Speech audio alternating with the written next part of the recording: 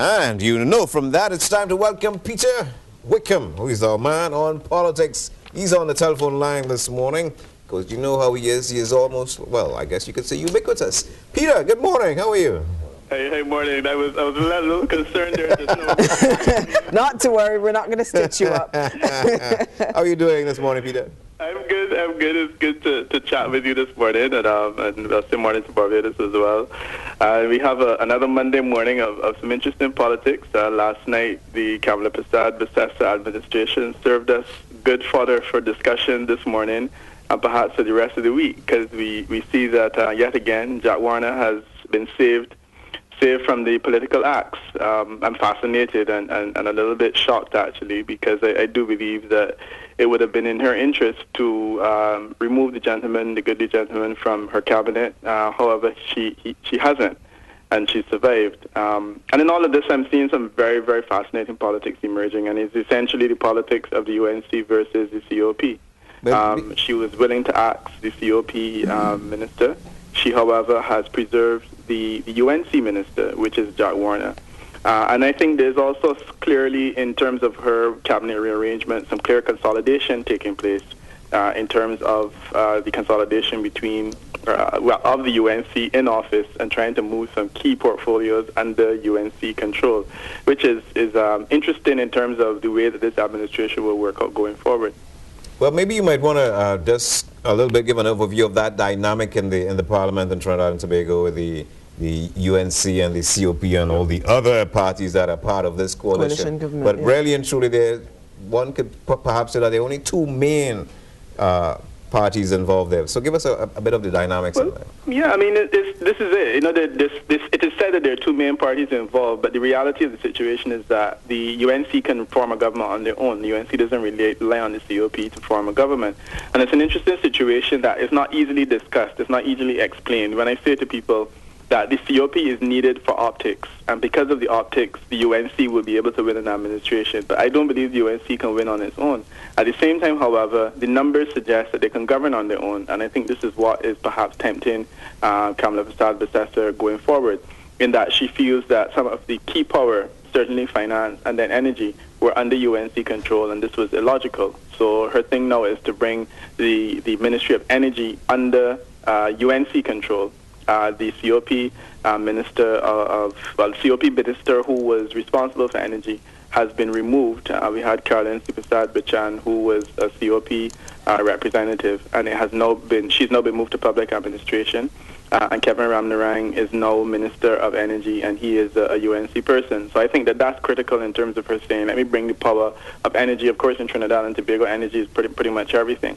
What disturbed a lot of people about that is that they thought that Caroline was working quite hard and quite well in relation to the whole arrangement of the energy ministry and energy portfolio and whatnot. She seemed to have been doing an excellent job.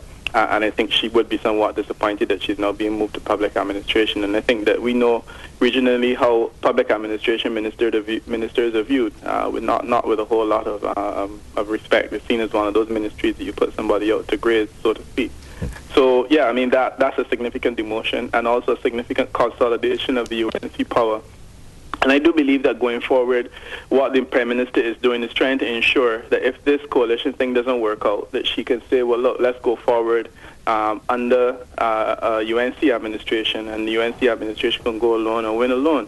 I think it would be disastrous, but I am not convinced that she realizes the extent to which she needs them to improve the fabric of the People's Partnership government, especially when you consider the fact that already she has a major UNC minister being involved in confusion and embroiled in questionable activities, which may raise some questions going forward as well. That's exactly what I wanted to knit back to, Peter, the whole Jack Warner issue. You said it would have served her well to take this opportunity to kind of axe him.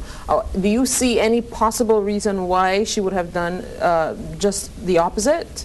Well, I mean, she's preserved him. I think she's preserved him because she needs Jack Warner. She needs Jack Warner's money to win the next election. As I've also said, that Jack Warner is something that amuses you all guys, when I said that Jack Warner is black, as the blackness is helpful in Trinidad and Tobago politics. I think that Jack Warner's race is important. I think Jack Warner's financial capacity is important. And I think the fact that Jack Warner has emerged as one of the leading strengths in the United Nations Congress government with a certain amount of political influence. All of this speaks to me to his politics, the fact that he was able to brush off this whole FIFA thing. And I mean, it's a scandal by any stretch of the imagination. I mean, subsequent to last week's discussion, we had the leak of some documents that spoke to incontrovertible evidence. Even if this evidence is not incontrovertible as someone is arguing, the evidence certainly is evidence that needs to be responded to. I mean, like, what's going on with these packets of money and so on? How does that speak to the individual's character? By keeping him in the cabinet, what she's basically doing is saying, look, I need this guy, I need his political astuteness, I need the quantity of money that he's pumped into the UNC over time, and I have respect for that. And I'm not willing to play around with that, and I prefer to hold on to him. So what she's done is she's taken away the transport portfolio and given it to a former PTSD chairman, which few people will argue with. She's left him with works, but I mean, she's still left him with one of the most powerful ministries in Trinidad and Tobago that spends a whole lot of money. Will this hurt her anywhere down the road? And Katrina's anxious to get her question in as well, so sure. Quickly reply. Yeah, I think it's unwise. I think it's unwise. I believe that she does not, Kamala Prasad-Bissessar does not understand the extent to which she needs to rely on the intellectual robustness of the COP and the reputation and integrity of the COP. I think that is the backbone of the COP, that she does not realize that in the East-West corridor, where she is vulnerable, that is really what has sold the UNC to people, the fact that people see that COP backbone there. And I think that she's been willing to dismiss it too easy. Sorry, Katrina. No, it's quite all right, Peter. I'm curious as to if we're now at the point where UNC COP, Jack Warner has become such a personality in the cabinet that it no longer matters whose camp he is in. The coalition, as we've discussed, is already shaky. What is the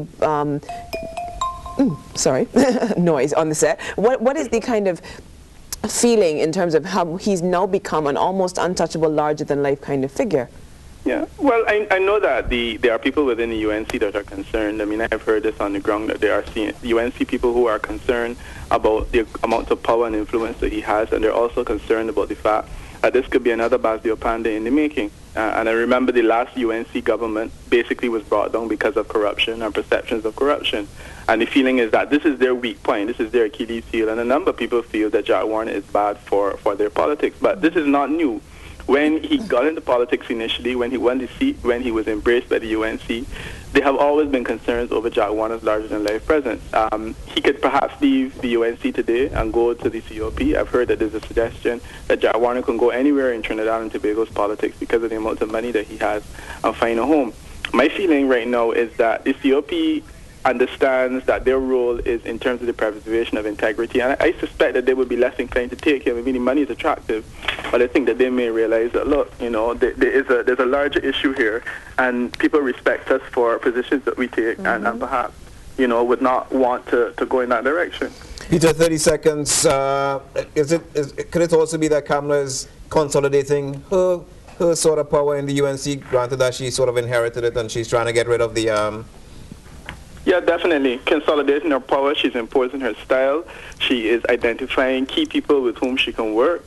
I think she's rearranging, and she is definitely, essentially sending a signal that she is the lady in charge, and that this is her style of politics, and this is her own government. And I think it's definitely rebranding that she has done within this first year reshuffle. It's a rebranding exercise, and this is the Kamala Prasad-Bissessar administration, definitely. Thank you very much, Peter Wickham on the line, our man on politics.